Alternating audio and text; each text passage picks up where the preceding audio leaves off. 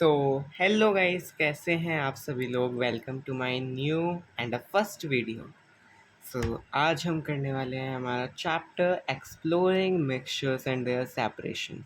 ये चैप्टर हमारा केमिस्ट्री का चैप्टर नंबर 5 है और काफ़ी इंटरेस्टिंग चैप्टर है। और ये चैप्टर मैं इसलिए करवा रहा हूँ क्योंकि ये चैप्टर फर्स्ट है। काफ़ी स्कूल्स के अंदर ये अभी हाफ ईयरली के अंदर आने वाला है, क्योंकि मेजॉरिटी ऑफ द स्कूल्स के अंदर हाफ ईयरली एग्ज़ाम्स अगस्त के अंदर शुरू होने वाले हैं। तो इसलिए मैं ये वाला चैप्टर आप सभी को करवा रहा हूँ। एंड आज के चैप्टर के अंदर this is not a boring video कि आपको बस वन शॉट में ऐसे ही सिखा दिया जाएगा या बता दिया जाएगा। मैं लाइव प्रैक्टिकल करके दिखाने वाला हूँ हर चीज़ का। हर टॉपिक का इसके अंदर लाइव प्रैक्टिकल करवाएंगे, और जो प्रैक्टिकल नहीं करवा सकते उसका हम इसके अंदर डायग्राम्स की मदद से अच्छे से समझाएंगे। डायग्राम्स हमारे स्लाइड्स के अंदर हैं, सब कुछ हमारी स्लाइड के अंदर है। तो लेट्स बिगिन। तो देखिए, सबसे पहले हम स्क्रीन लॉक कर लेंगे। लेकिन सबसे पहले तो हमारे चैप्टर का नाम है exploring mixtures and their separation. मतलब कि सबसे पहली बात कि हम इसके अंदर हमारे मिक्सचर्स को पढ़ने वाले हैं, क्योंकि मिक्सचर्स चैप्टर का नाम ही है, तो मिक्सचर्स तो हम पढ़ेंगे ही। एंड सेपरेशंस मतलब मिक्सचर्स को सेपरेट करना, उसकी टेक्निक्स पढ़ने वाले हैं। तो नेक्स्ट स्लाइड खोलते हैं। Wait, okay. सो अब हमारी नेक्स्ट स्लाइड भी शुरू हो चुकी है। तो ये हमारी नेक्स्ट स्लाइड है, इसका नाम है होमोजीनियस एंड हेट्रोजीनियस मिक्सचर्स। आपकी एनसीईआरटी के अंदर आपको काफ़ी क्लियरली दिख रहा होगा कि ये दो टॉपिक्स हैं, और ये दोनों टॉपिक्स काफ़ी ज़्यादा इम्पोर्टेंट हैं। और हाँ, एक चीज़ और, ये मैं जिस चैनल पे ये वीडियो है उसी चैनल की पोस्ट के अंदर, जहाँ पे पोस्ट हो रखी है, उन पोस्ट के अंदर आपको इन ये पूरी स्लाइड की स्क्रीनशॉट या इमेजेस आपको मिल जाएंगे। जैसे आप देख पा रहे हैं नीचे 16 पेजेस की स्लाइड है, जिसके अंदर वैसे एक रफ एरिया भी है, बट आपको ये वाला चैप्टर काफ़ी अच्छे से लर्न करना है। तो लाइव प्रैक्टिकल्स तो हम करने वाले हैं। तो होमोजीनियस एंड हेट्रोजीनियस मिक्सचर्स के बारे में समझते हैं। तो सबसे पहले होमोजीनियस की प्रॉपर्टीज़ देखेंगे, मतलब इनकी दोनों की प्रॉपर्टीज़ यहाँ पर लिखी हुई हैं, और ये होमोजीनियस का है एंड ये हेट्रोजीनियस है। तो बहुत सिंपल सी बात है। देखिए कि आप ये वाली टेबल याद कर लेना, क्योंकि जैसे कि मैंने काफ़ी स्कूल्स के एग्ज़ाम को देखा है, स्कूल के एग्ज़ाम्स के अंदर टेबल और कंपैरिजन आता है कि होमोजीनियस एंड हेट्रोजीनियस मिक्सचर्स के बीच में कंपैरिजन कीजिए। तो ये ज़रूर आता है। तो ये ऑलमोस्ट हर स्कूल में ही आता है, तो होपफुली आपके स्कूल में भी ये आएगा ही आएगा। तो आप इस टेबल को याद कर लेना, चाहे तो अभी स्क्रीनशॉट ले लीजिए, वरना हमारे चैनल के ऊपर तो आपको ये पूरी स्लाइड मिल ही जाएगी। तो चलिए, सबसे पहले हम होमोजीनियस मिक्सचर्स यूनिफॉर्म होते हैं, मतलब कि ये प्रॉपरली आपको मिक्स हो जाएंगे, ये आपको अलग नहीं दिखेंगे, है ना। और हेट्रोजीनियस मिक्सचर्स नॉन यूनिफॉर्म होते हैं, ये कहीं कहीं अलग अलग इनके अंदर पार्टिकल्स आपको दिखाई देंगे, कहीं चंक्स बने हुए आपको दिखाई देंगे, है ना। तो जो होमोजीनियस होते हैं उनकी जो कंपोनेंट्स होते हैं वे आपको नहीं दिखेंगे नेक्ड आइज से, मतलब कि नंगी आंखों से आपको वे नहीं दिखेंगे, क्योंकि वे उनके पार्टिकल्स बहुत ज़्यादा छोटे साइज़ के होते हैं, तो वे आपको दिखाई ही नहीं देंगे, है ना। और जो हेट्रोजीनियस हैं इनके मिक्सचर्स में आपको दिख जाएगा। वेट, हम इसका भी लाइव करने वाले वो लाइव वेट सेकेंड प्रैक्टिकल, या तो हम इनका भी लाइव प्रैक्टिकल करने वाले हैं, है ना। तो ये भी हम अच्छे से लाइव प्रैक्टिकल्स की मदद से समझेंगे, क्योंकि समझना काफ़ी ज़्यादा इंपॉर्टेंट है, जिससे आप आसानी से अपने एग्ज़ाम्स के अंदर लिख सकें। तो देखिए, ये इसकी विजिबिलिटी थी कि इसके जो होमोजीनियस हैं वे नहीं दिखेंगे, उनके पार्टिकल्स आपको नेक्ड आइज से नहीं दिखेंगे, लेकिन हेट्रोजीनियस के आपको दिख जाएंगे। फिर composition, uniform composition through out the mixtures, तभी यहाँ पर यूनिफॉर्म लिखा हुआ है कि ये यूनिफॉर्म होते हैं ना। तो क्योंकि ये जो कंपोनेंट्स हैं, ये जो हैं इसके जो, वेट अ सेकेंड, इसके जो यूनिफॉर्म होते हैं इसके कंपोनेंट्स, मतलब इसके अंदर जो पार्टिकल्स होंगे वे आपको प्रॉपरली इवनली पूरे में डिस्ट्रीब्यूटेड दिखेंगे, पूरे में इवनली डिस्ट्रीब्यूटेड। और जब आप यहाँ पर देखेंगे तो नॉन यूनिफॉर्म लिखा हुआ है, मतलब कि इसके में कहीं ना कहीं चंक्स बने हुए मिल सकते हैं आपको। ज़रूरी नहीं है कि हेट्रोजीनियस नॉन यूनिफॉर्म ही हो, क्योंकि अभी हम आगे चल के भी पढ़ने वाले हैं, तो ये ज़रूरी नहीं है कि ये आपके हमेशा नॉन यूनिफॉर्म हो, ये यूनिफॉर्म भी लग सकते हैं। इसकी भी हम एक्टिविटी करने वाले हैं, है ना। Structure, same structure through out, ये कंपोनेंट्स वाली बात कि वो यूनिफॉर्म है, सेम स्ट्रक्चर है पूरे में, इसमें different structure in different parts, मतलब कि कहीं कहीं चंक्स बने होंगे। जैसे आप पानी को मिट्टी को पानी में डाल दें तो उसके कहीं ना कहीं चंक्स बन जाते हैं, कहीं ना कहीं वो सेडिमेंट होता है, तो वो है, ठीक है। और इसके एग्जांपल्स है सॉल्ट सॉल्यूशन, शुगर सॉल्यूशन, मतलब पानी और चीनी, शुगर ओ सॉल्ट और चीनी। और यहीं पर है sand and salt, oil and water, chalk and powder, ये कुछ इसके एग्जांपल्स हैं। तो देखिए ये काफ़ी इम्पोर्टेंट टॉपिक है, और तो ये वाला टॉपिक भी आपको ज़रूर करना है। लास्ट में क्वेश्चंस भी करेंगे, लेकिन ये वाला टॉपिक को आप अच्छे से याद कर लीजिए, क्योंकि होमोजीनियस और हेट्रोजीनियस मिक्सचर्स के अंदर डिफरेंसेस, और कौन सा मिक्सचर होमोजीनियस और कौन सा मिक्सचर हेट्रोजीनियस, ये आपके एग्जाम्स के अंदर आएंगे। हमारे पास सैम्पल पेपर ऑलरेडी है, तो हम सैम्पल पेपर में भी करेंगे, और उसमें भी दिखाऊंगा मैं आपको, होमोजीनियस और हेट्रोजीनियस दोनों दिखाई देते हैं आपको। हाँ, तो ये हमारा होमोजीनियस एंड हेट्रोजीनियस हो चुका है। तो मैं सोच रहा हूँ कि अभी आपको थोड़ा सा प्रैक्टिकल करके इसका दिखाऊं। तो पहले एक बार हम स्लाइड बोलता हूँ कि इसको हटाते हैं यहाँ से, स्मार्ट। तो देखिए, अब हमने ये एक ग्लास लिया है कांच का, जिससे आपको अच्छे से दिखाई दे। अब इसके अंदर हम पानी डाल देंगे, ये हमारा पानी आ गया। ये नॉर्मल है, बिल्कुल वाटर ही है, इसके अंदर तो कुछ है ही नहीं अभी तक। तो ये देखिए, ये मैंने थोड़ा सॉल्ट लिया, अब इस सॉल्ट को इसके अंदर डाल दो। अब जब हम इसको मिक्स कर देंगे, हाँ, तो क्या अब आपको इसके अंदर कहीं पर चंक्स बने हुए दिखाई दे रहे हैं? नहीं दे रहे हैं, बिकॉज देखिए मैं ऊपर उठा कर दिखाता हूँ कि नीचे तो साइड ये है, क्योंकि मैंने अच्छे से मिक्स नहीं हुआ अभी। वेट अ सेकंड, मैं अच्छे से मिक्स भी कर दूँ एक बार।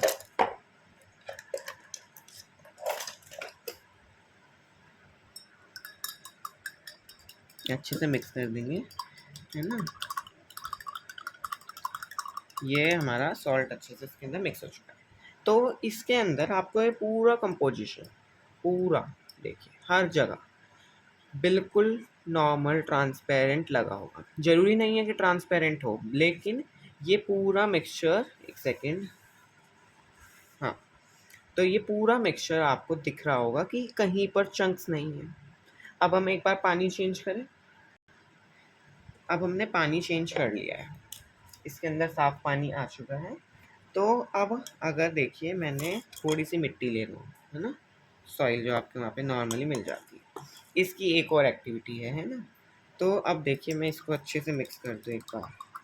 इसके पार्टिकल्स बड़े हैं, तो ये देखिए, ये आपको अच्छे से अलग से दिखाई दे रहे होंगे, है ना। देखिए ये अलग से दिखाई दे रहे होंगे, है ना, पूरे में। नीचे की साइड देखिए, यहाँ पर चंक्स बन रहे हैं, यहाँ पर, है ना, कुछ पार्टिकल्स यहाँ पर ज़्यादा आ रहे हैं ऐसे, लेकिन इस इधर साइड कम पार्टिकल्स हैं। तो ये काफ़ी अलग अलग टाइप का डाइवर्स हो चुका है, पूरे में अलग अलग पार्टिकल्स इसके अंदर आ रहे हैं। तो ये आपका एक हेट्रोजीनियस मिक्सचर है, लेकिन जो हमारा सॉल्ट और वाटर था उसके अंदर आपको कहीं नहीं दिखा। तो जैसे यहाँ पर लिखा हुआ है कि ये यूनिफॉर्म होंगे और सेम स्ट्रक्चर थ्रू आउट होगा, वैसे ही देखिए यहाँ पर नॉन यूनिफॉर्म लिखा हुआ है और डिफरेंट स्ट्रक्चर थ्रू आउट लिखा हुआ है ना। तो थ्रू आउट मतलब मैंने वैसे कह दिया कि इसके अंदर डिफरेंट स्ट्रक्चर थ्रू आउट है, लेकिन पूरे में डिफरेंट स्ट्रक्चर नहीं है, different structure in different parts. ठीक है, तो ये देखिए वही आपकी फर्स्ट एक्टिविटी। तो एक्टिविटीज़ ये काफ़ी बेसिक एक्टिविटी है ना। सो ज़्यादा कुछ था नहीं इस एक्टिविटी के अंदर, लेकिन तब भी ये आपको अच्छे से लाइव दिख चुका है, तो आपके दिमाग के अंदर ये आसानी से आ जाएगा। तो अभी एक बार मैं स्लाइड्स को अच्छे से ओके। सो अब हम चलते हैं सॉल्यूशंस पर। सॉल्यूशंस इसका हम प्रैक्टिकल नहीं करेंगे बिकॉज ऑफ कि इसका प्रैक्टिकल तो ऑलमोस्ट ऑलरेडी हो ही चुका है, क्योंकि जो हमने सॉल्ट और वाटर मिलाया था वो उसके अंदर हमारा सॉल्यूशन ही था, वो एक तरह का सॉल्यूशन ही था। क्योंकि जब दो लिक्विड्स मिले तब सॉल्यूशन बना, जब दो सॉल्यूट एंड सॉल्वेंट मिले तब हमारा सॉल्यूशन बना। दो चीज़ें, एक सॉल्यूट और एक सॉल्वेंट। अब एक बार डेफिनेशन पढ़ लेते हैं, ठीक है। वेट अ सेकेंड, मैं एक बार इसको जूम इन कर लूँ। ओके, सो नाउ अब हम इसको जूम कर सकते हैं। तो देखिए solution are homogeneous mixture. Solutions जो हैं वो होमोजीनियस मिक्सचर है। होमोजीनियस मिक्सचर्स कौन से थे? जो मिक्सचर्स का सेम स्ट्रक्चर था पूरे में, है ना। A solution is formed when a solute, जब एक सॉल्यूट क्या है? The substance that get dissolve, जो डिजॉल्व होगा वो आपका सॉल्यूट है ना। Is mixed with the solvent, किसी सॉल्वेंट के साथ मिक्स हो, किसी सॉल्वेंट के साथ मिलाया जाए। The substance in which the solute get dissolved, है ना। तो यहाँ पे लिखा है solution equal solute plus solvent. इस डेफिनेशन के हिसाब से ऑब्वियसली बात है, डेफिनेशन के हिसाब से क्या, वैसे भी आपका solute plus solvent equal solution होता है। तो ये कोई फार्मूला टाइप नहीं है, बस ये एक मैथमेटिकल वे के अंदर इसके थोड़े साइंस लगा कर लिखा हुआ है जिससे आसानी से समझ में आए। तो देखिए solute, the component present in smaller quantity, the component present in smaller quantity. For example, in salt solution, salt is the solute. हमने अभी सॉल्ट सॉल्यूशन बनाया तो उसके अंदर पानी ज़्यादा क्वांटिटी में था, ठीक है ना, और जो सॉल्ट था वो कम क्वांटिटी के अंदर था। देखा आपने, एक चम्मच हमारे पास सिर्फ एक चम्मच सॉल्ट था, वहीं पर पानी हमारे पास आधा ग्लास था। तो जो सॉल्यूट होता है वो हमेशा कम होता है, हमेशा कम। अगर वो सॉल्यूट ज़्यादा हो जाए तो वो सॉल्यूट नहीं सॉल्वेंट बन जाएगा। तो देखिए सॉल्वेंट की definition, the component present in larger quantity, जो कंपोनेंट ज़्यादा क्वांटिटी के अंदर प्रेजेंट हो। For example in salt solution water is the solvent, है ना। तो जब हमने उन्हें मिक्स करा तो जो वाटर था वो सॉल्वेंट था। तो इतना हमारा हो चुका है, इसके हमें कुछ अलग से एक्टिविटी करने की ज़रूरत नहीं है। If you want to take a screenshot आप ले सकते हैं, बाकी मैंने बताया रखा है चैनल पे हमारे, आपको स्लाइड मिल जाएगी, है ना। तो फिर कंसंट्रेशन ऑफ सॉल्यूशन। ओके, सो देखिए कंसंट्रेशन ऑफ सॉल्यूशन, ये मैं हाईलाइट जो हो रहा है ये बस आपको दिखाने के लिए है कि कहाँ पर चल रहे हैं हम। ये कुछ इम्पोर्टेंट नहीं है, इम्पोर्टेंट ये सब है ना। क्योंकि मैंने पूरी एनसीईआरटी की स्लाइड नहीं बनाई, मैंने इम्पोर्टेंट की और उसके मेन कॉन्सेप्ट्स की, मेन कॉन्सेप्ट और बाकी सभी कॉन्सेप्ट इसके अंदर है ना। सभी कॉन्सेप्ट इसके अंदर हमने डाले हुए हैं, ठीक है। So the concentration of solution is the amount of solute dissolve in a given amount of solvent और सॉल्यूशन, है ना। Here are three main ways to express it. आप कंसंट्रेशन ऑफ सॉल्यूशन को तीन तरीक़ों से एक्सप्रेस किया जा सकता है, ठीक है। The concentration of solution of a solution, ठीक है, the concentration of solution of a solution, ठीक है, the concentration of solution of a solution, ठीक है, the concentration of solution of a solution, ठीक है, the concentration of solution of a solution is the amount of solute dissolve in the given amount of solvent और solution. तो जो concentration of solution है वो amount है solute की।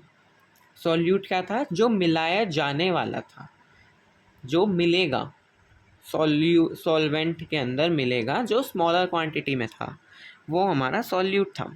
तो जब सॉल्यूट डिज़ोल्व होगा गिवन अमाउंट ऑफ सॉल्यूट में, एक स्पेसिफिक अमाउंट ऑफ सॉल्वेंट के अंदर या सॉल्यूशन के अंदर, उसे हम कंसंट्रेशन ऑफ सॉल्यूशन कहेंगे। इसको निकालने के तीन मेन मेथड्स हैं। एक तो मास बाय मास परसेंटेज, तो mass percentage, mass of solution और मास ऑफ सॉल्यूशन। ठीक है, मास of solute upon mass of solution into 100। अब मास ऑफ सॉल्यूट क्या है? जो जितना आपने सॉल्यूट डाला, जैसे अभी हमने उस एक्टिविटी के अंदर 1 चम्मच डाला था, मेज़र नहीं किया था, लेकिन मान लो कि हमने 3 ग्राम डाला था, तो 3 ग्राम मास ऑफ सॉल्यूट होगा, है ना। ये 3 ग्राम मास ऑफ सॉल्यूट होगा। और वहीं पर मास ऑफ सॉल्यूशन, आपने कितना सॉल्वेंट था आपके पास और उसमें कितना सॉल्यूट मिला, उन दोनों को प्लस करेंगे। देखिए पिछली स्लाइड के अंदर ये देखिए, ये क्या था? Solute plus solvent, solution equal solute plus solvent. तो ये भी देखिए, है ना, ये इन दोनों को प्लस कर कर जितना आया वो सॉल्यूशन था, तो हमारा वो सॉल्यूशन है। ये सॉल्यूशन ऐसे निकला था, जब हमने सॉल्यूट और सॉल्वेंट को दोनों को प्लस करा तब ये निकला। इंटू 100 कर दिया तो हमारा मास बाय मास परसेंटेज, इसके अंदर दोनों का मास, वैसे ही mass by volume percentage, mass by volume percentage equals mass of solute upon mass of solution into 100। ये फॉर्मूले आप याद कर लीजिए, क्योंकि जहाँ पर ज़्यादातर जो हमारे सैम्पल पेपर्स हैं, जो कुछ स्कूल्स के एग्ज़ाम्स के पेपर मुझे मिले, उनके अंदर ये हमारे उसमें दिया गया था कि वॉल्यूम मास बाय वॉल्यूम निकालना है, वॉल्यूम बाय वॉल्यूम निकालना है, मास बाय मास निकालना है, कैसे निकालना है। तो ये ज़्यादा बड़ा कुछ है नहीं, क्योंकि इतना मैथमेटिक्स सभी पे आता ही होगा 9th में, है ना। इंटू 100, इसके अंदर volume of solute, volume of solution, ये हमारा वॉल्यूम बाय वॉल्यूम परसेंटेज, और ये मास by volume. Mass by volume मतलब मास को हमेशा ऊपर रखना है, फिर वॉल्यूम, ऊपर मास अपॉन मास और नीचे वॉल्यूम अपॉन वॉल्यूम। ये आपको क्वेश्चंस के अंदर ज़्यादातर दिया जाएगा कि आपको कैसे, मतलब कितना मिलाना है, ओ कौन सा फॉर्मूला यूज़ करना है। ये नहीं दिया जाएगा कि आपको डायरेक्ट ही फॉर्मूला लिख के दे दिया, आपको ये दिया जाएगा कि इसका जो कंसंट्रेशन है उसको निकालिए मास बाय वॉल्यूम परसेंटेज से, वॉल्यूम बाय वॉल्यूम परसेंटेज से। ठीक है, सो नेक्स्ट स्लाइड पे चलते हैं। So properties of solution and solubility. Okay, so let's start. Okay, so अब हम दोबारा शुरू करते हैं, लेकिन अब की बार थोड़ा सा नया कलर ले लेंगे, ऐसे ही बस मज़े में, है ना, कुछ वो नहीं। तो it is a homogeneous mixture. जो हमारा सॉल्यूशन है वो एक होमोजीनियस मिक्सचर है ना। पार्टिकल्स जो होते हैं इसके 1 nm से भी छोटे होते हैं, नैनोमीटर से। 1 नैनोमीटर ये बहुत ज़्यादा छोटी यूनिट है। इससे भी छोटे पार्टिकल्स होते हैं सॉल्यूशंस के अंदर। तभी जब हमने सॉल्ट और पानी को मिलाया, तब वो सॉल्यूशन जो बना उसके अंदर आपको दिखाई नहीं दिए पार्टिकल्स, क्योंकि वे देखे ही नहीं जा सकते। Particles can not be seen with necked eyes. आपको नंगी आंखों से वे पार्टिकल्स नहीं दिखाई देंगे। और filtration can not separate the solute particles. Filtration solute के पार्टिकल्स को सेपरेट नहीं कर सकता इसके अंदर। क्यों? क्योंकि जब वो 1 nm से ही छोटे हैं, तो फिल्ट्रेशन पेपर भी क्या ही कर लेगा जब वे इतने ज़्यादा छोटे पार्टिकल्स हैं इसके, है ना। तो द सॉल्यूशन इज स्टेबल। ये इसका जो सॉल्यूशन होगा, सॉल्यूशन हमेशा स्टेबल होंगे, क्योंकि जब हम मिट्टी और पानी को मिलाएंगे तो मिट्टी सेटल डाउन होगी। लेकिन जब हम इसको हमारे पानी को और सॉल्ट को या शुगर को मिलाएंगे तब वो सेटल डाउन नहीं होगा, क्योंकि उसके पार्टिकल्स बहुत छोटे हैं और वो सॉल्यूशन है तो वो स्टेबल है ना। सॉल्यूट डजंट सेटल, ये इसका ब्रैकेट में इसका मतलब लिखा हुआ है। देन हमारी आ जाती है next topic, that is solubility.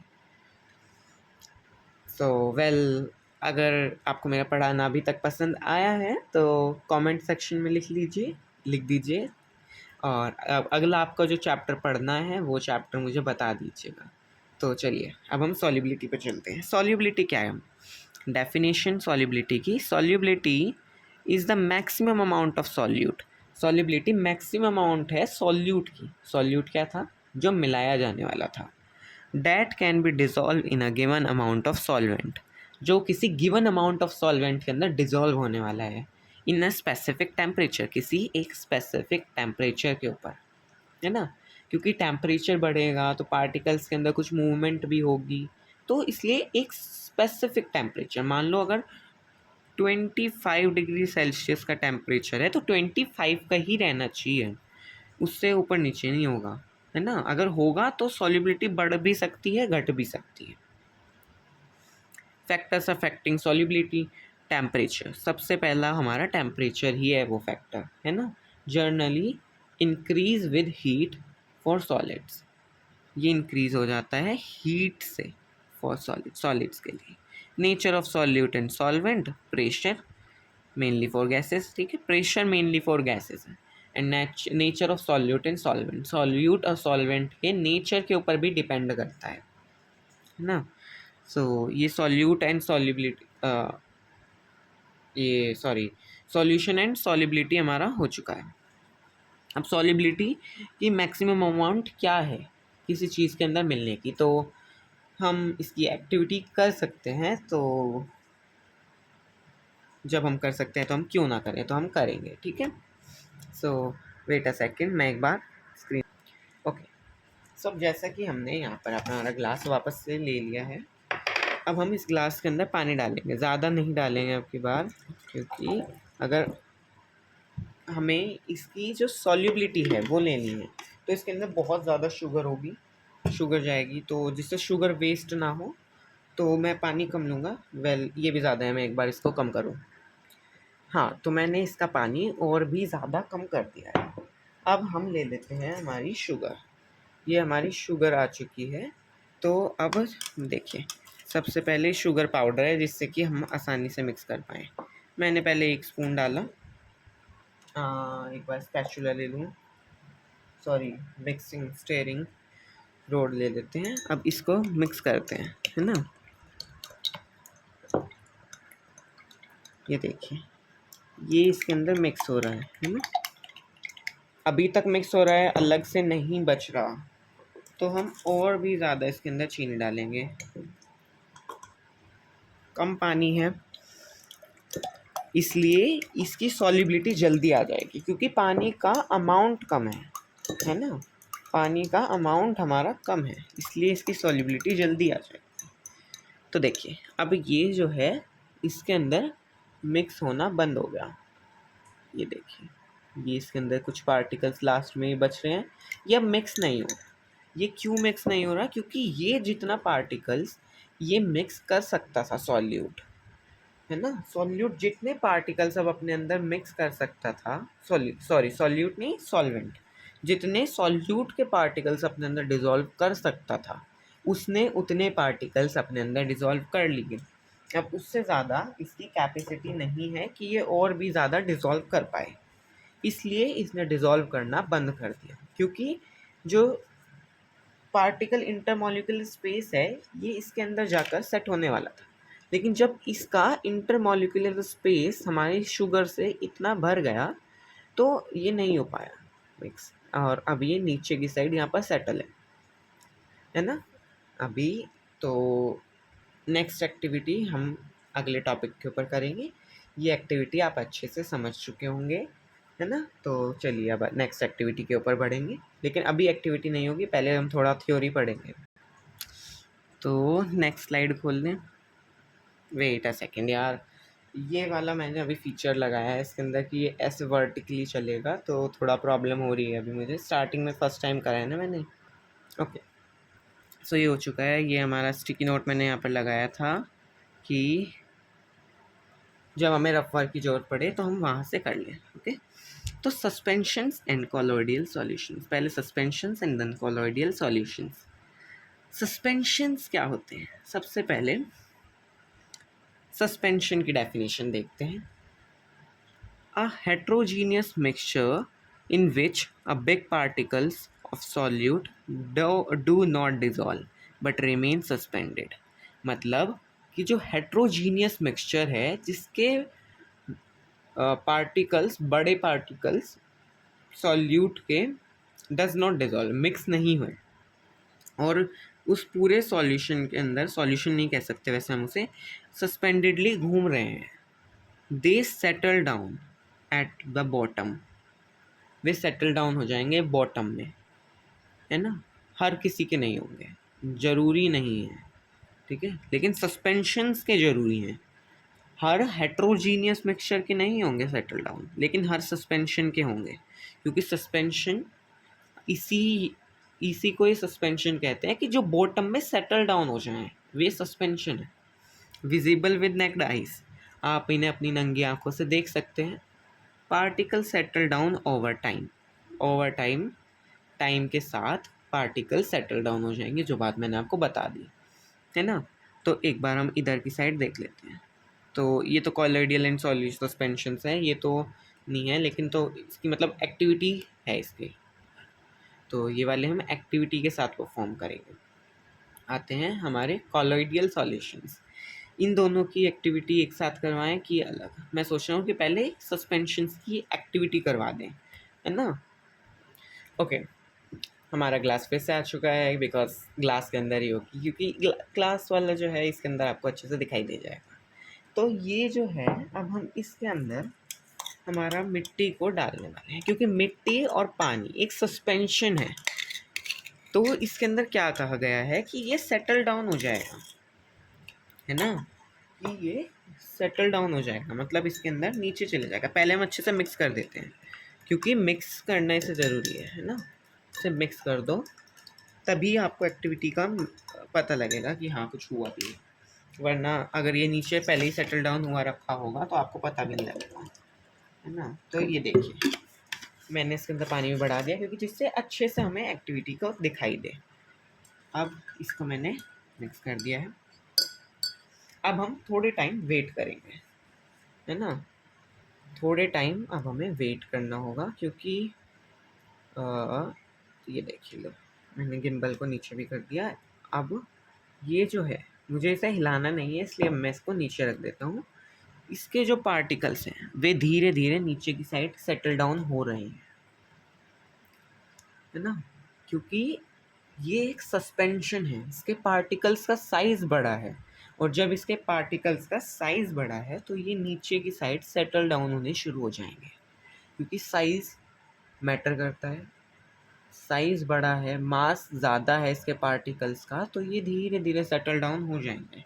लेकिन अभी ये घूमना ही बंद नहीं हो रहा है। तो वेल देखिए, मैं आपको दिखाना चाहूँगा कि ये वाला हिस्सा, हाँ, ये वाला जो हिस्सा है ये आपका क्लियर होना शुरू हो गया।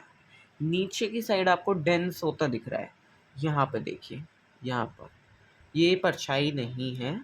ये मैं अगर आपको धीरे से उठाकर दिखाऊं तो ये देखिए, नीचे की साइड पार्टिकल्स सेटल डाउन हो चुके हैं। ये क्यों हुआ? क्योंकि ये सस्पेंशन है, ऊपर से पार्टिकल्स भारी होकर नीचे आ गए। पार्टिकल्स भारी होकर नहीं, भारी थे तो ये नीचे आ गए। ये सस्पेंशन है, ये नीचे इसलिए आया। और अभी अगर हम थोड़ी देर और रुकें तो पानी और भी नीचे आ जाएगा। ये एक्टिविटी आप भी परफॉर्म कर सकते हैं, क्योंकि इन एक्टिविटीज़ के अंदर क्या ही केमिकल्स लग रहे हैं, मिट्टी पानी सब हर किसी के पास है। सैंड से और जल्दी होगा, लेकिन अभी हमारे पास मिट्टी थी तो मैं मिट्टी लेकर आया। तो ये धीरे धीरे धीरे धीरे नीचे की साइड सेटल होने वाला है ना। बाकी मैं आपको बिल्कुल अभी मिलता हूँ जब ये सेटल हो जाएगा, तब मैं आपको इमेज दिखाऊंगा, वरना वीडियो हमारा वन शॉट बहुत लंबा हो जाएगा, है ना। वैसे मैंने अभी एक चीज़ नोटिस करी कि यहाँ पर एक कीड़ा है। ये जो आपको हिलता हुआ दिख रहा है, ये असल में पानी नहीं हिल रहा था, ये एक कीड़ा है।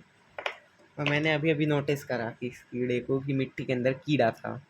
ये सुलसुली है, तो मैं इसको निकाल देता हूँ बाहर। ओके, सो हमारी सुलसुली एस्केप कर चुकी है। तो अब आप देखेंगे कि यहाँ तक ये जो लेयर है, ये वाइट वाइट, ये और भी एक्सपेंड होती जा रही है, नीचे की लेयर डेंस होती जा रही है। क्योंकि अब एक बार रुकिए, मैं आपको टॉर्च का यूज़ कर कर इसको दिखाता हूँ। देखिए, इसके अंदर अब पार्टिकल्स जो हैं वे नीचे की साइड सेटल डाउन हो चुके हैं। नीचे दिख रहे होंगे आपको, ये देखिए, ये मैं पीछे की साइड से लाइट मारूंगा इसके अंदर, तब आपको पार्टिकल्स दिखाई देंगे। देखिए, मेनली जो पार्टिकल्स हैं वे नीचे की साइड सेटल डाउन हो चुके हैं। ये देखिए, अब आपको दिखाई दे रहा होगा कि ये जो आपको ब्लैक लेयर दिख रही है, ये पार्टिकल्स सेटल डाउन हो चुके हैं। ये जो छोटे पार्टिकल्स थे, ये अब भी ऊपर की साइड हैं। जो बड़े पार्टिकल्स थे वे नीचे की साइड सेटल डाउन हो चुके हैं, बिकॉज दे आर सस्पेंशंस, है ना। तो चलिए, लेट्स मूव ऑन, है ना। सो आज फर्स्ट क्लास है तो थोड़ा बहुत हेजिटेशन भी हो रही है, बट स्टिल अच्छा चल रहा है। क्योंकि मुझे कैमरा से थोड़ी शर्म भी आती है, बट अभी सब सही चल रहा है मेरे अकॉर्डिंग तो। और बच्चों को समझ भी आ रहा होगा। अब हम थोड़ा सा कलर चेंज करेंगे। अब heterogeneous mixtures with appears homogeneous, जो होमोजीनियस जैसा दिखे लेकिन हेट्रोजीनियस हो, जो होमोजीनियस जैसा दिखे। Particles are intermediate between true solutions and suspensions. वे ट्रू सॉल्यूशन और सस्पेंशन के बीच के पार्टिकल्स हैं। मतलब ऐसा नहीं है कि एक सॉल्यूशन में ट्रू सॉल्यूशन और पानी, सस्पेंशंस मिला दिए तो वो आपका कोलिडियल सॉल्यूशन बन गया। नहीं, उनके बीच के सॉल्यूशन मतलब कि उनसे ना बड़े और ट्रू सॉल्यूशंस छोटे नहीं हैं और सस्पेंशन से बड़े नहीं हैं, बीच के पार्टिकल्स हैं, है ना। एग्जाम्पल्स हैं इंक, ब्लड, स्टार्च, सॉल्यूशन। और एक एग्जाम्पल मैं आपको काफ़ी कॉमन देना चाहूँगा, दैट इज़ मिल्क। आपका एक मिल्क काफ़ी कॉमन एग्जाम्पल है ना। क्योंकि मिल्क जो है, इसकी भी हमारे पास एक्टिविटी है, लेकिन इसकी एक्टिविटी मैं आपको अभी नहीं करवाने वाला। मैं अभी करवाऊँगा क्योंकि यही एक्टिविटी है, this is called the activity, है ना। कि आपको इसके अंदर लाइट हुआ पाथ दिखाई देगा, लेकिन अभी हम इस एक्टिविटी को थोड़ा पोस्टपोन करेंगे और हमारा थोड़ा थ्योरी पे ज़्यादा फोकस करेंगे। ये नोट्स तो हमारे किसी काम आए नहीं, तो कुछ नोट्स बने ही नहीं अभी, है ना। ये वैसे मैंने एज अ रफ पेज रखा कि जब मुझे पढ़ाना हो तो कुछ अगर लिखवाना रहा तो हम इसका यूज़ करेंगे। देन हम नेक्स्ट पेज पे चलेंगे। फिर से वही problem, oh now I understand, ऐसे। हाँ, पहले स्लाइड छोटी करनी पड़ेगी। तो हमारे पास है टिंडल इफेक्ट। तो टिंडल इफेक्ट क्या है, देखिए, टिंडल इफेक्ट और ब्राउनिंग मोशन, ये दोनों एक इफेक्ट और मोशन के टाइप की चीज़ें हैं। तो देखिए, क्यों मैंने वो कॉलॉइडियल सॉल्यूशंस की आपको एक्टिविटी नहीं करवाई, क्योंकि मैं टिंडल इफेक्ट और कॉलॉइडियल सॉल्यूशंस की एक साथ करवाने वाला। आप यहाँ पर देख सकते हैं, colloidal visible milk and water and not visible solutions, है ना, ये वाला।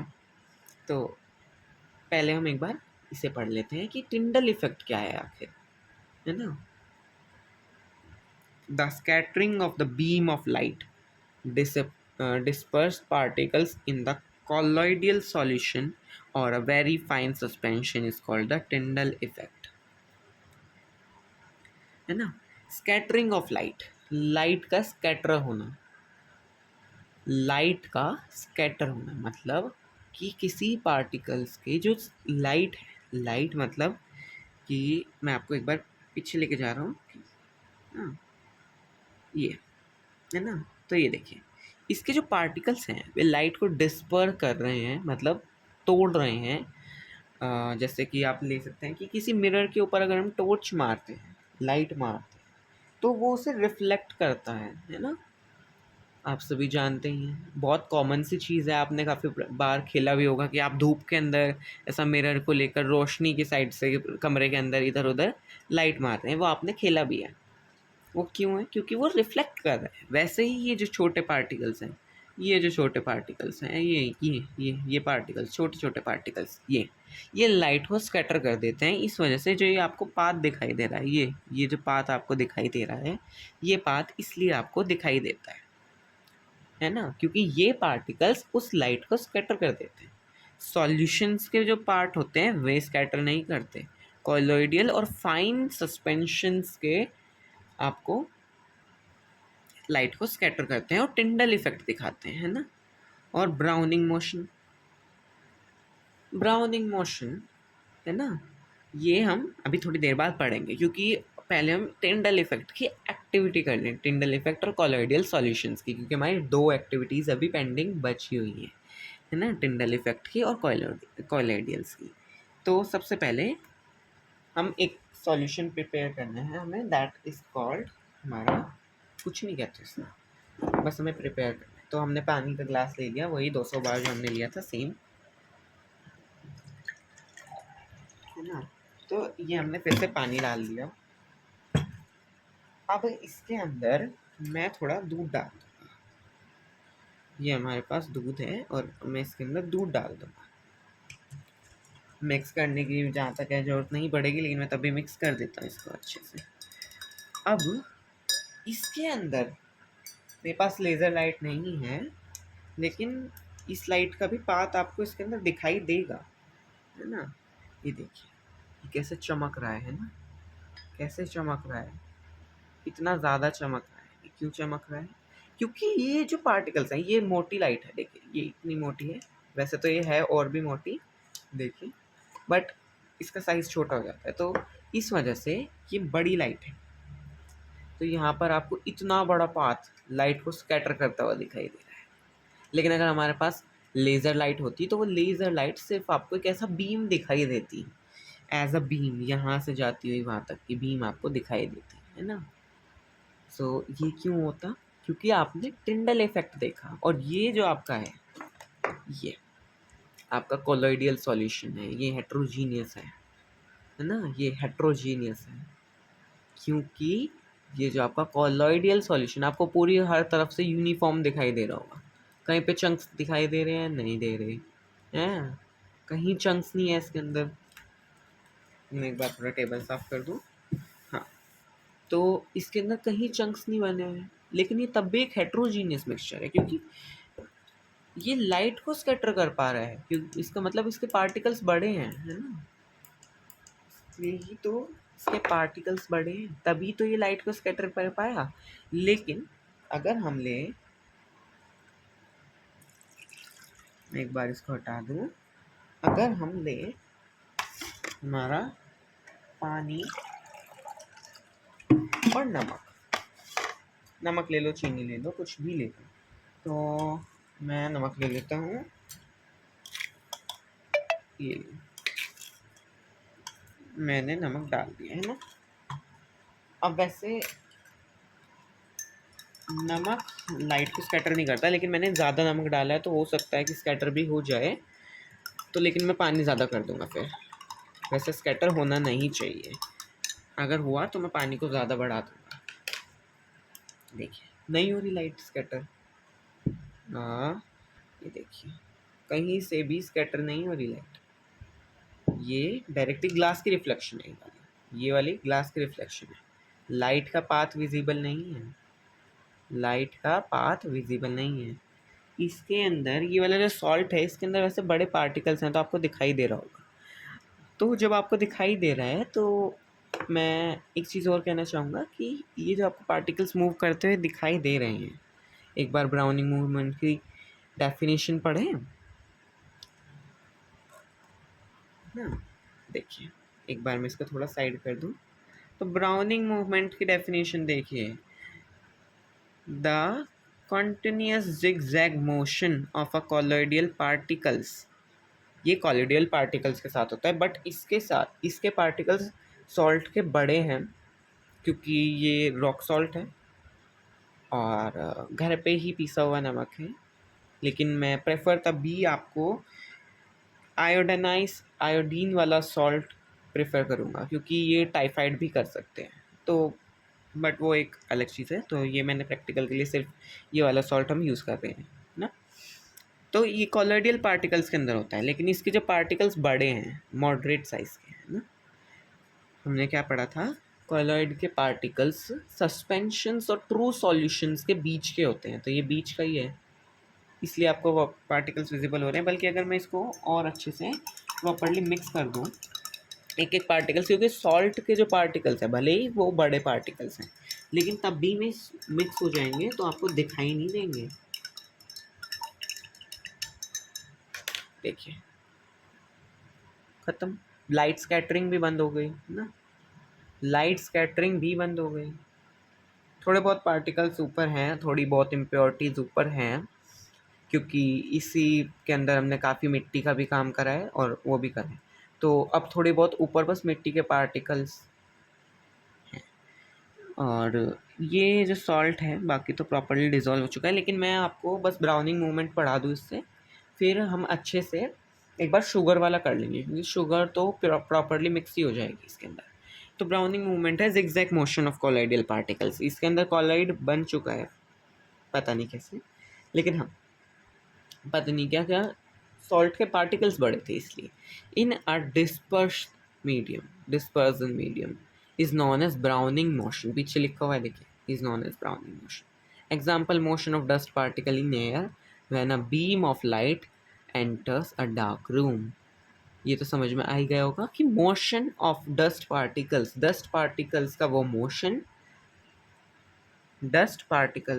मोशन, जब वे किसी डार्क रूम के अंदर लाइट के आगे जो आपको दिखाई देता है, क्योंकि वैसे आपको नहीं दिखाई देता, लेकिन जब दिखाई देता है तो वो मोशन आपका हमारा ब्राउनिंग मोशन होता है, ब्राउनिंग मूवमेंट होता है। तो मैं एक बार इसको चेंज कर दूं और इसकी जगह हम शुगर सॉल्यूशन ले लेते हैं।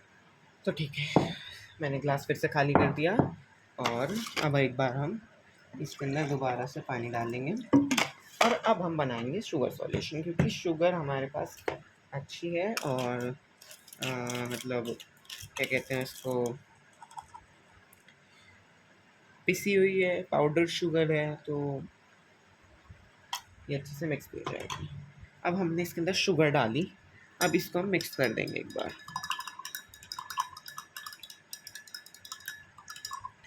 मैं आपको इसे अच्छे से मिक्स कर देता हूँ एक बार, है ना, क्योंकि अब भी इसके नीचे थोड़े पार्टिकल्स बच रहे हैं।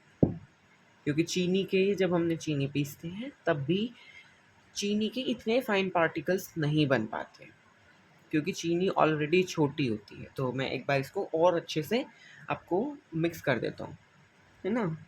बल्कि ये मिक्स हो ही चुका है ऑलमोस्ट, नीचे की साइड बस लास्ट में कुछ बचा हुआ है हल्का सा, वो भी ख़त्म लो। अब ये देखिए पूरे में कहीं पार्टिकल्स नहीं है ना। अब जब मैं लाइट की बीम इसके ऊपर मारूंगा, यूनिफॉर्म है ना, ये देखिए यार, ये मिट्टी वाला, इसके अंदर मिट्टी के पार्टिकल्स अब भी दिखाई दे रहे हैं। लेकिन देखो आपको बीच में बीम नहीं दिखाई दे रही, यहाँ से शुरू हो रहा है, यहाँ पे ख़त्म हो रहा है, बीच में तो कुछ नहीं आ रहा ना। वो क्यों नहीं आ रहा, क्योंकि ये हमारा क्या कहते हैं इसको, ट्रू सॉल्यूशन है, हमारा हेट्रोजीनियस सॉल्यूशन है। इसके पार्टिकल्स बहुत छोटे हैं तो नहीं दिखाई दे रहे। ये मिट्टी के पार्टिकल्स आपको अब भी दिख रहे हैं, ये क्यों चमक रहे हैं, क्योंकि ये टिंडल इफेक्ट दिखा रहे हैं। ये जो इसके अंदर पार्टिकल्स हैं, ये जो मिट्टी के थोड़े बहुत पार्टिकल्स इसके अंदर अब भी बचे हुए हैं, ये क्यों आपको दिखाई दे रहे हैं, क्योंकि ये टिंडल इफेक्ट कर रहे हैं। ये लाइट को धीरे धीरे थोड़ा थोड़ा स्कैटर कर रही है, क्योंकि पार्टिकल्स कम है इसलिए आपको प्रॉपरली एक बीम नहीं दिखाई दे रही। बीच में कोई बीम नहीं है, देखो यहाँ से लाइट घुस रही है, यहाँ से निकलती हुई आपको दिखाई दे रही है, बीच में कोई बीम नहीं है। वहीं जब हम इसके अंदर, रुकिए मैं इसके अंदर ही मिल्क डाल देता हूँ। बच्चे कह रहे होंगे चाय बना दो सर, मिक्स कर दो, लेकिन अब आपको बीम दिखाई देगी। देखिए देखिए बीच के अंदर आपको क्यों दिखा रहा है, क्यों दिखाई दे रहा है, ये यहाँ पर क्यों दिखाई दे रहा है, जबकि जब हमारा शुगर सॉल्यूशन था ये यहाँ पर नहीं दिखाई दे रहा था। ये पूरा सॉल्यूशन चमकता हुआ क्यों नहीं दिखाई दे रहा था? क्योंकि अब ये पूरा सॉल्यूशन टिंडल इफेक्ट दिखाई दे कर रहे हैं।